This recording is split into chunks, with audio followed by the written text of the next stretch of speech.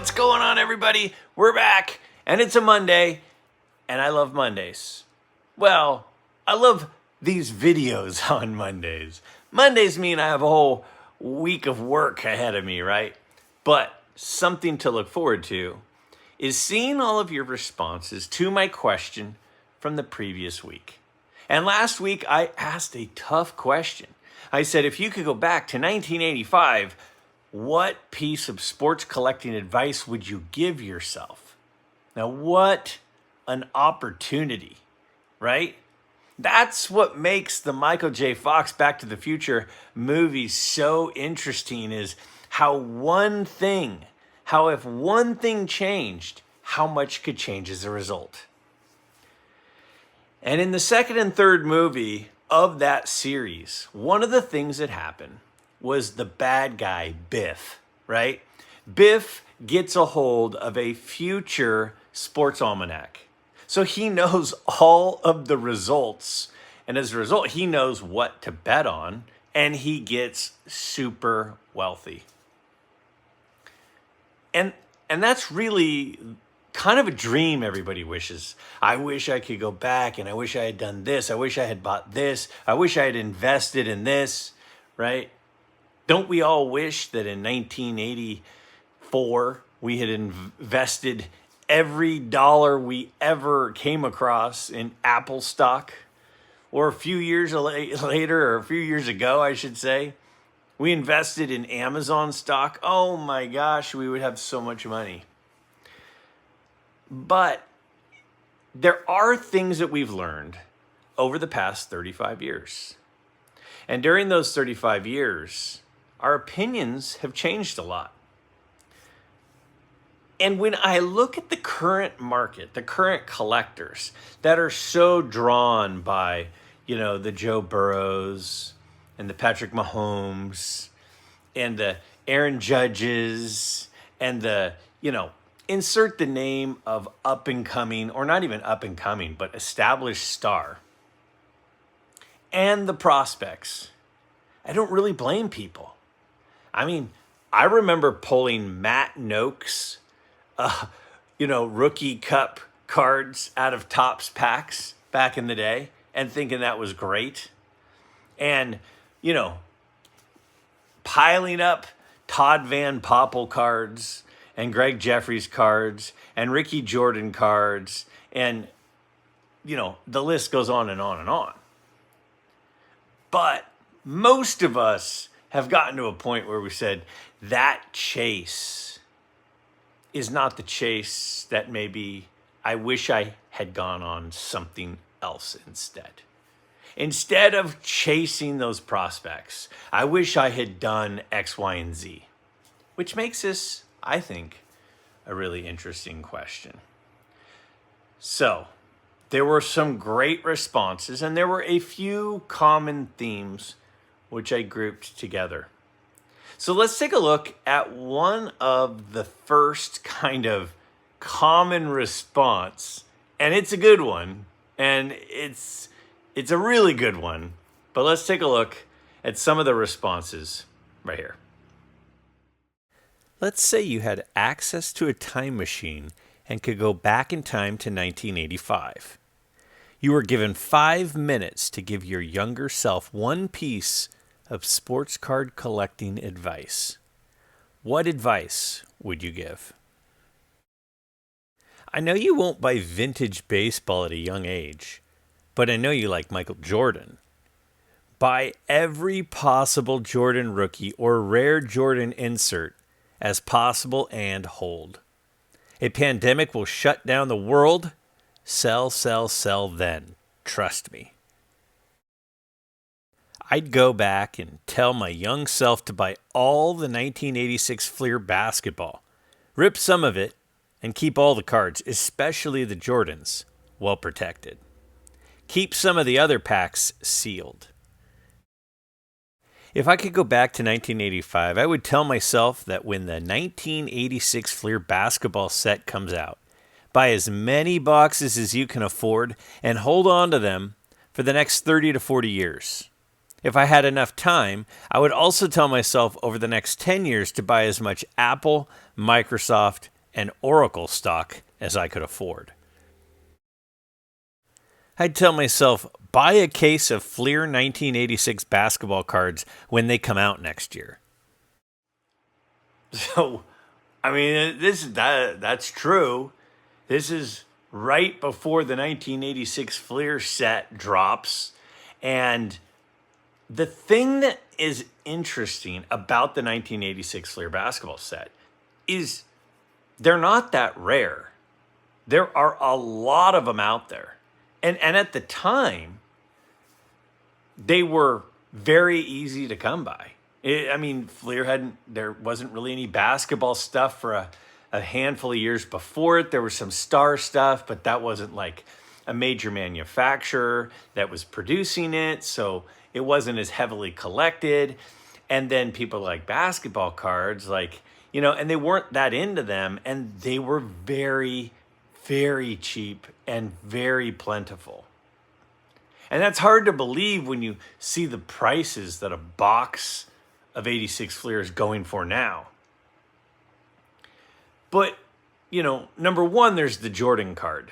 But there are a lot of other big cards in there, or pretty big cards. I mean, you got the Akeem Olajuwon rookie card. You've got a Charles Barkley rookie card. You've got a Karl Malone rookie card. And again, there's a lot of rookie cards because there weren't a lot of sets leading up to that. And so I understand why they're popular, but they're not rare. And I think that that's something we have to talk about. We have to talk about the fact that when you look at something like the 86 Fleer set, there are a lot of Michael Jordan rookies that have been graded. Now, not as many as the Ken Griffey Jr. 89 Upper Deck, but there are a lot. There's well over 20,000 Jordans rookie cards that have been graded by just PSA. So that is not a card that's hard to find. Now, just to give you some comparison, there have only been about 5,000 Roberto Clemente rookie cards that have ever been graded. So there's almost 25,000 Jordan rookie cards that have been graded, but only 5,000 Roberto Clementes.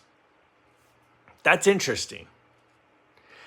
The supply is pretty big for the Jordan rookie, but the price is still really, really high.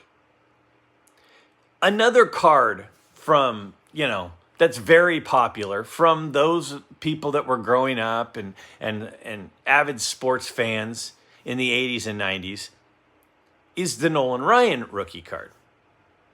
And the Nolan Ryan rookie card, there are about half as many Nolan Ryan rookie cards that have been graded by PSA as Michael Jordan rookie cards.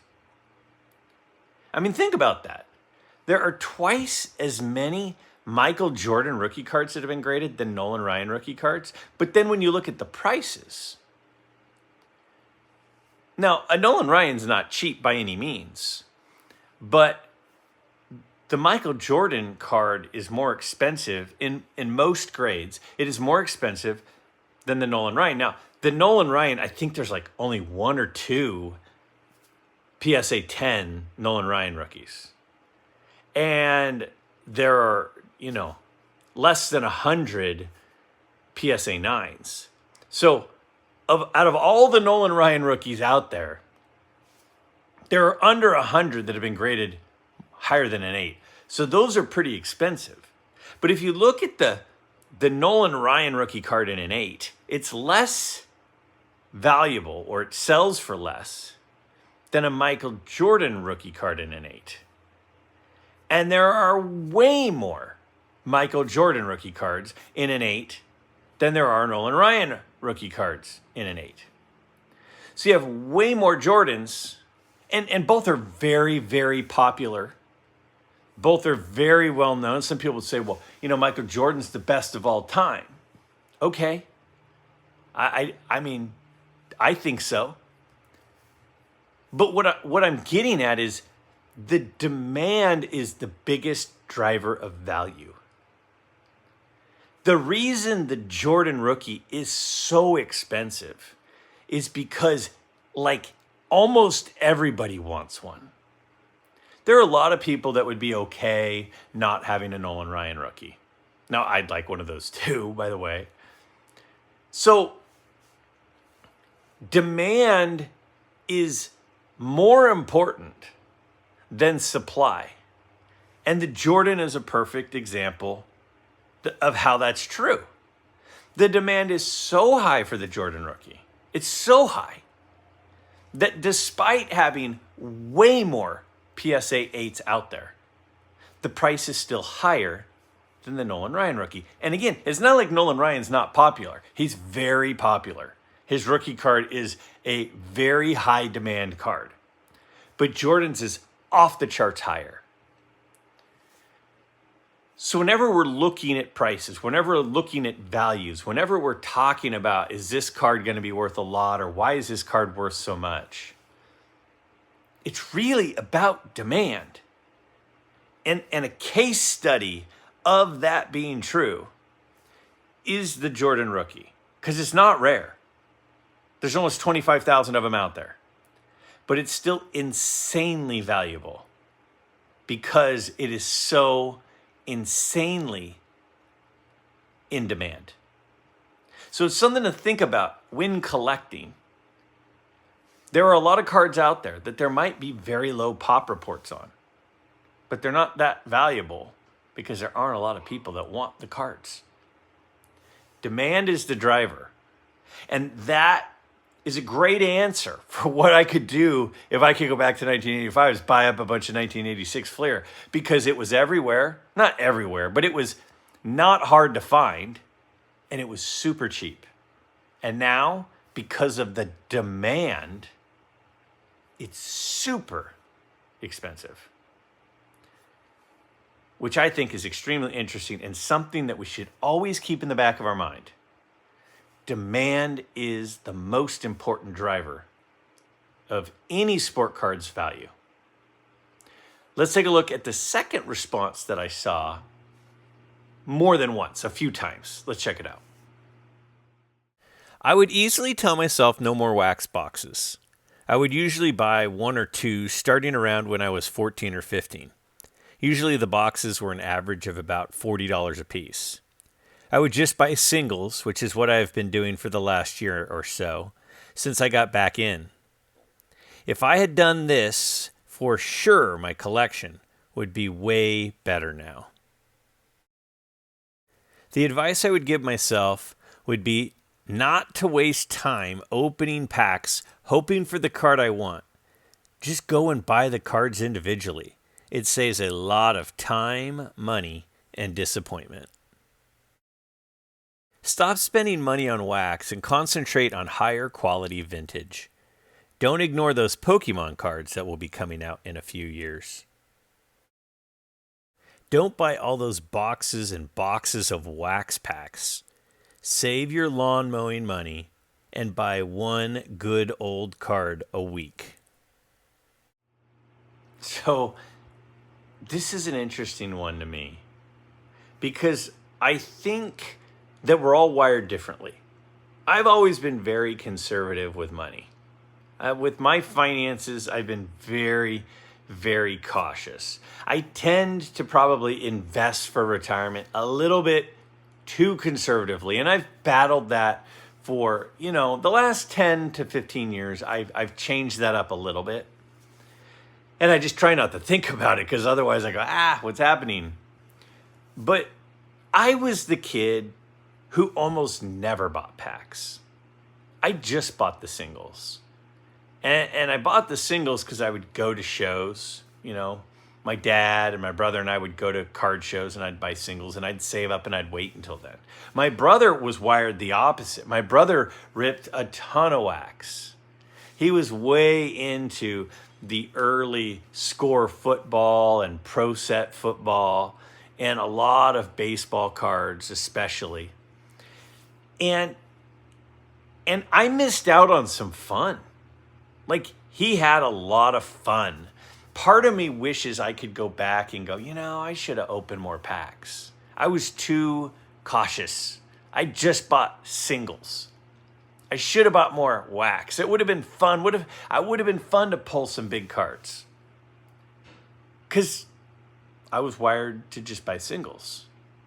And I think that without a doubt, if you looked at a statistical breakdown and you opened, 5 boxes of cards and you saw what the value in there was and compared it to, how much you just spent and what you could have spent that money on, that same amount of money on, you would do better buying singles. That is, it is the rare person, even now, it is the rare person who pulls a big card that actually comes out ahead.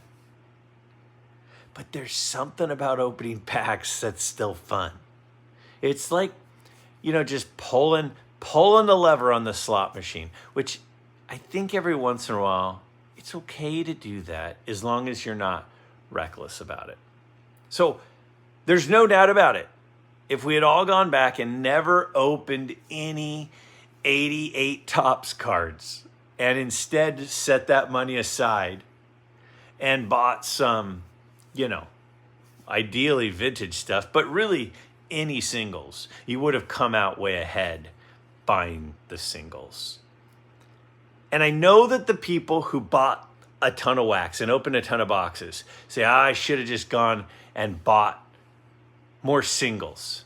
But let me tell you this, from the guy who bought singles, part of me wishes I had just let my hair down a little bit and bought a little bit more wax. Because sometimes I wonder if I missed out on a little bit of fun that other people got to have that I didn't have.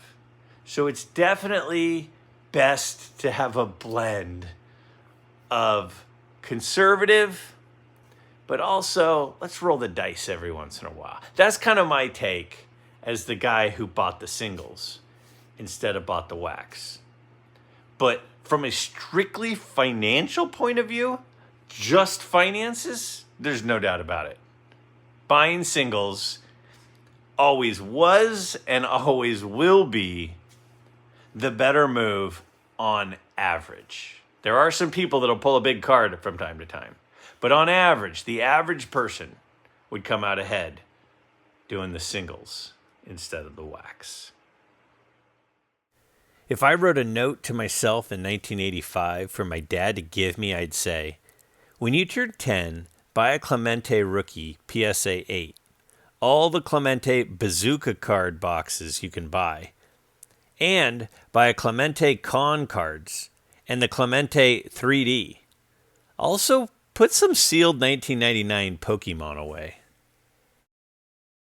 I would buy the oldest, nice condition vintage cards I could afford and buy as much unopened packs of vintage cards that I could afford. It's so funny. It's so true and funny that, vintage stuff is what most people who collect end up gravitating towards. People tend to start with the current stuff, and then they slowly work backwards earlier and earlier and earlier. And it's super interesting to me. It's like, when you're a young kid and you're asking your parents for advice, or you're not even asking your parents for advice, they're just giving advice. Or you're talking to your grandparents and they're talking about, hey, you really should buy a house. This is why you should buy a house. You should invest for retirement. This is why you should invest for retirement. There's wisdom there. There's the wisdom of somebody who has been there and done that and seen the ramifications of a variety of different choices, not only from themselves, but from friends and family and coworkers. There's a lot of wisdom. And it's like, that's the whole metaphor is that, the wise old owl who sits back and watches and has all this knowledge and sees all these things happen and then knows smart things to do. And I think most people that watch this channel, not everybody, but most people are vintage collectors. And most of us would say, man, if I hadn't been buying, that 1992 Fleer, and instead I was buying, 1969 Nolan Ryans, I would be way ahead right now. And pretty much, I think most collectors that have been in the hobby for 20, 30 years, like a lot of us have at least been in and out during that amount of time, would agree that vintage is the smart play. But we still have young kids who continue to buy new stuff. And there are channels out there, and mine too. Again, I try not to tell people this is what you should do. I just give kind of my take on things. But there are a lot of channels out there that talk about, vintage is like the safe play, the long-term play. But like young kids just keep buying the new stuff. And I did it too. Like I mentioned a minute ago, I bought a lot of the Prospect stuff too, right? I bought Kevin Mitchell cards in 1989. I had Mike Greenwell and Ellis Burks cards. I mean, we've all done it, right? I remember the Al Leiter, was it called the Future Stars card? I remember pulling one of those from a pack thinking, I am on my way to fame and fortune. But the young people still don't listen to the people that have been around for a while and have said, I'm telling you. And if you just go back like 4 or 5 years, I mean, if you don't even go back that far, go back 2 years, and you just start going through the list of stuff that people were making a big deal about. These players that were going to be the next thing. And those players we already have moved on from. But people still keep collecting the young stuff because they want to collect who they're watching. It's more exciting to tell your friend, hey, I just pulled this, Ronald Acuna card, or I bought this Ronald Acuna autograph card. That's way more exciting to tell your friends about if you're 11 than to tell them, hey, I bought a 1951 Bowman Duke Snider. You'd be like, huh? So history always repeats itself. Those of us that have been around for a while will say, should have done vintage. And a lot of those kids that are collecting right now, that are collecting the Joe Burrows and collecting, the T-Laws, I think a lot of them are going to end up with vintage. We'll see what happens. If I could go back, I would tell myself to find some way to keep collecting and don't give up this incredible hobby. Buy individual cards, not packs, except 1986 Fleer basketball. Don't fall for prospect hype. Buy the cards of your favorite players to watch. Condition is important. Buy good condition, well-centered cards and use penny sleeves and top loaders. Buy at least some cards of old Hall of Fame players. Never trade them for newer cards. The card shop is for buying cards. Do not trade or sell cards to them. Never send Michael Jordan cards for TTM autographs. All right. And I really thought these were two great comments to wrap us up. Number one, the first one was, I would tell myself not to take a break from the hobby. I think that that's such a great comment. I think we all that are in this hobby get so much joy from it. And I've been seeing a lot of videos recently on YouTube and hearing a lot of people talk about how card show attendance is down. how sales prices are down, how people, I mean, I've even noticed some of the guys that I was watching on YouTube that were posting a couple of times a week or 3 times a week are suddenly down to like once a week or taking extended breaks.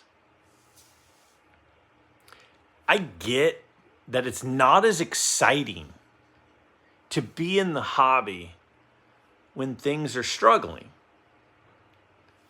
It was way more fun buying stocks during the .com boom or buying, housing 2 or 3 years ago or back during the previous spike before the crash than it might be right now.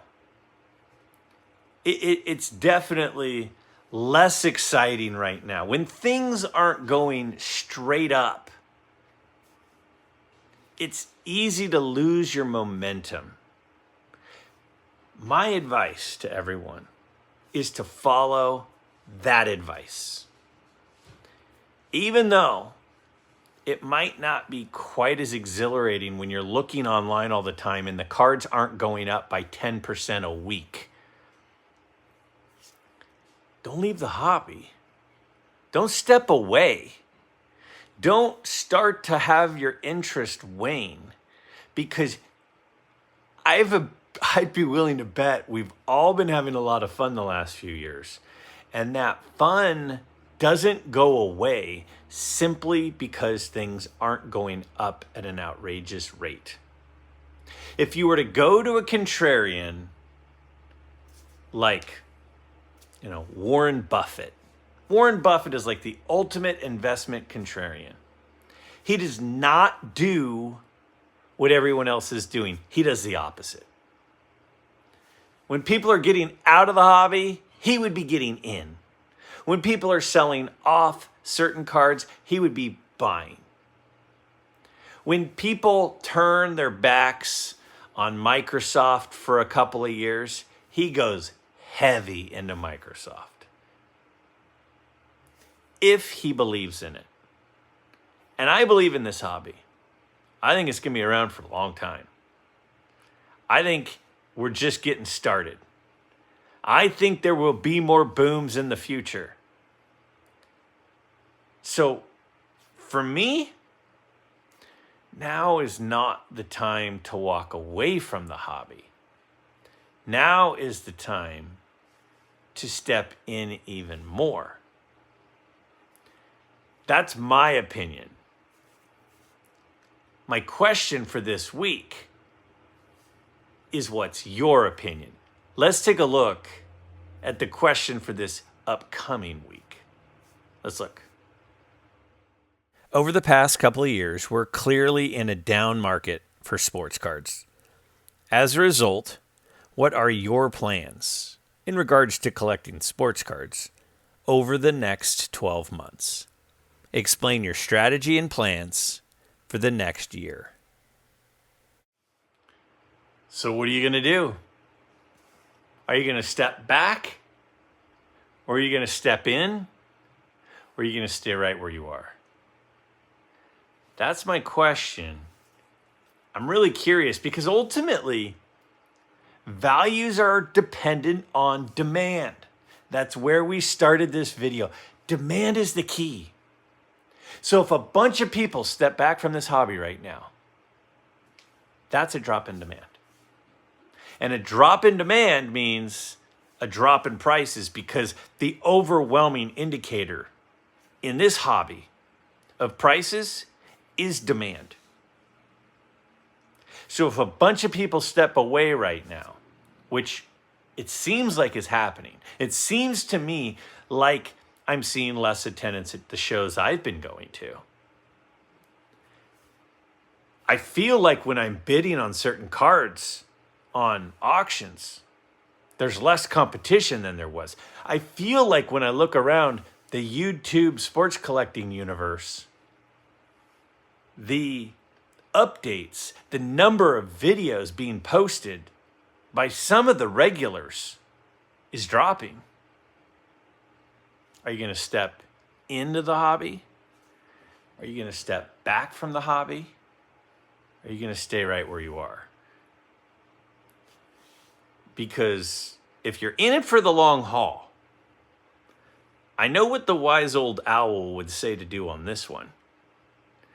But if this was just something to do to pass the time for a couple of years while everybody was at home and things were on lockdown, then I totally get that too.